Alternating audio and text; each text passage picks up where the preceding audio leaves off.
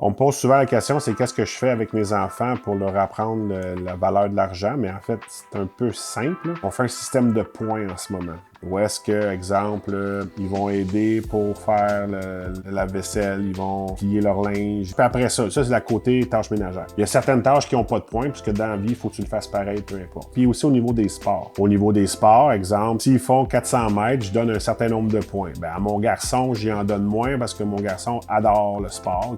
Cours. Ma fille, elle aime moins courir, fait que je donne plus de points pour la motiver. Puis on le fait aussi au niveau éducation scolaire. Ils ont leur devoir normal qui ont jamais rien à payer pour.